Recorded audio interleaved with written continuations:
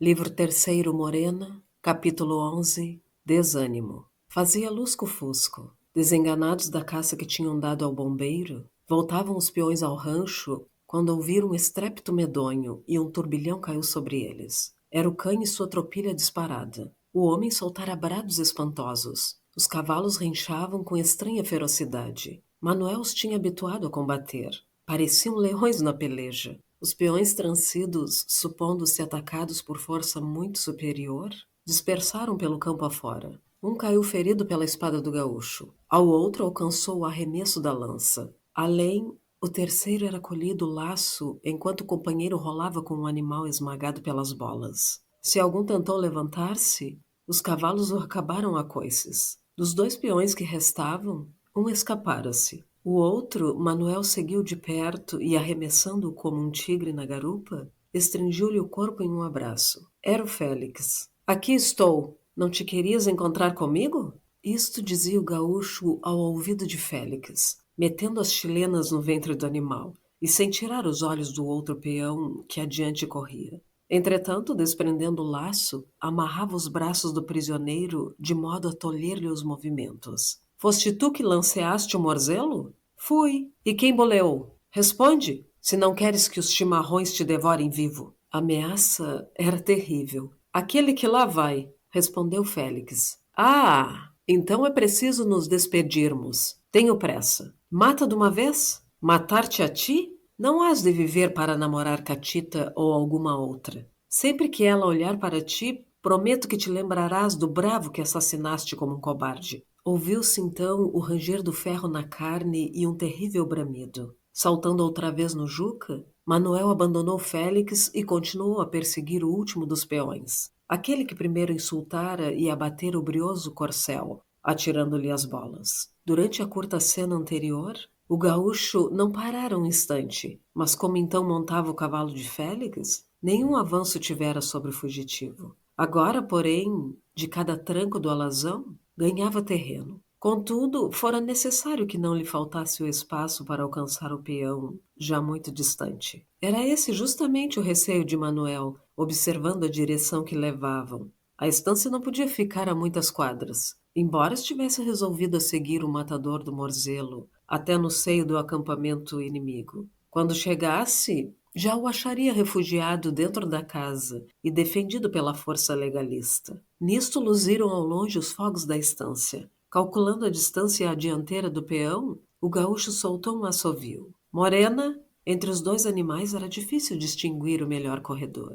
Em grande distância, o alazão vencia a mãe, mas no primeiro ímpeto, a égua excedia ao próprio filho na velocidade. Por isso a chamava o gaúcho. Poucos instantes depois, o vulto esbelto da morena perfilou-se com o alazão e Manuel. Passou rapidamente de um a outro animal. Upa, upa! A baia fendeu os ares como a asa negra do tufão. Quando o peão surgia no clarão que derramava fogo pelo terreiro, os soldados atônitos viram precipitar um vulto negro, como uma águia em seu arremesso, e um corpo rolou aos seus pés. Imediatamente correram as armas. Soou a fuzilaria e do turbilhão de fumo desenvolveu-se a sombra do gaúcho, que fugia incólume entre uma chuva de balas. Já ele estava fora do alcance, quando recebeu nova descarga de um posto avançado, que o viu sumir-se ao longe das trevas. Mal Manuel ouvira 4 tiros, e só 2 balas tinham sibilado aos seus ouvidos. Uma se amortecera nas dobras de seu poncho batido pelo vento. Mas a outra? Morena devorara o espaço. Nunca Manuel, habituado à velocidade da égua, sentira aquele ímpeto que lhe recordava a corrida vertiginosa da baia pelos pampas à busca do filho recém-nascido. Depois de algum tempo, julgando-se livre de perigo, quis moderar-lhe o impulso, mas ela, desobedecendo-lhe pela primeira vez, redobrou a rapidez. Esta insistência fez-lhe supor que era perseguido. O farol e o instinto do animal excediam sua perspicácia. Nisto reparou na ausência do alazão. Quanto aos outros animais, era natural que ainda estivessem descansando das fadigas daquele dia tão penoso nos lugares onde os deixara. Mas, Juca, por que não aparecia? Tivera acaso a mesma sorte do Morzelo? Manuel chamou o alazão com o acostumado sinal. Um vento rijo impelia o somo na direção da corrida, e o silvo que soltara repercutiu-lhe longe, mas pela frente. Debruçando-se então, pruriu o focinho da baia para que ela chamasse o filho com o nitrido fremente que fendia os ares. A morena ficou muda, e arremessando-se com um novo ímpeto, perpassou nas trevas como a sombra fugitiva e silente do corvo arrebatado pela procela. Ao cabo de algumas horas dessa corrida delirante, a Petrina da baia começou a resfolegar, com uma espécie de estertor. Um pressentimento cruel cerrou o coração do gaúcho, que de um salto saltou-se no chão. Está ferida! Quando os pés do gaúcho tocavam a terra, Morena, que sustivera-se até aquele instante com supremo esforço, deixou-se cair exâmine sobre a relva. A mão convulsa do gaúcho, tateando-lhe o corpo, sentiu a tépida umidade do sangue derramado pela anca do animal. Faiscar lume, acender o fogo com a palha e gravetos, foi o primeiro movimento de Manuel. Ao vivo brilho da chama, a baia fez um esforço para erguer a cabeça, pondo no amigo os olhos amortecidos. Bem a compreendeu ele. O animal receava que o fogo desse aviso ao inimigo, mas naquele momento pouco importavam a Manuel os que o perseguiam. O verdadeiro, o terrível inimigo era o golpe que ameaçava essa existência querida. Prontamente examinara Manuel o ferimento e reconhecera sua gravidade. A bala, penetrando de revés na anca, se estranhara, mas não atravessou do lado oposto. Teria se alojado e amortecido nas vísceras? Nesse caso, o ferimento era mortal.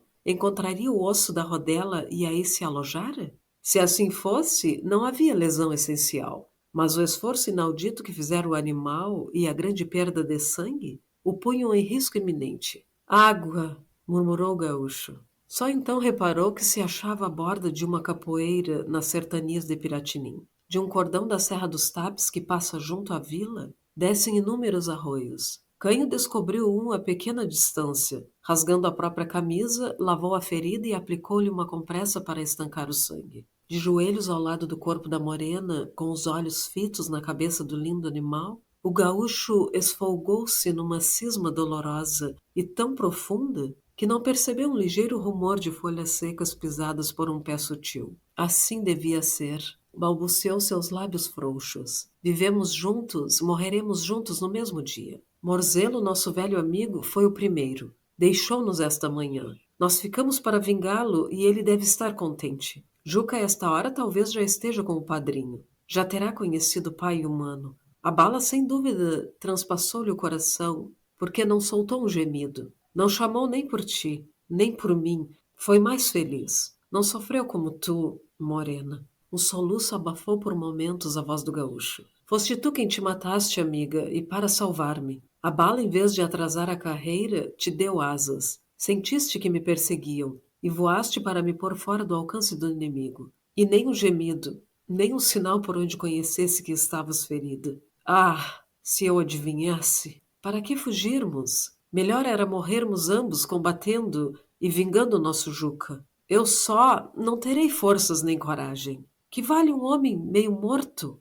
Eu já morri no Morzelo, já morri no Juca. Quando acabar de morrer em ti, que fico sendo? Uma cabeça sem corpo? Uma mão sem braço? Então, melhor é dormirmos juntos no seio da terra. Manuel correu os olhos em torno procurando um lugar onde abrir a cova que devia recebê-los a ambos. Uma faixa vermelha listrava o horizonte, anunciando a alvorada. Neste momento, o rumor tornando-se mais distinto, excitou o reparo do gaúcho, mas com suprema indiferença pelo perigo. Nem sequer volveu ele os olhos para prescrutar a causa. Que maior desgraça lhe podia sobrevir? Que mal ainda restava de que lhe valesse a pena guardar-se?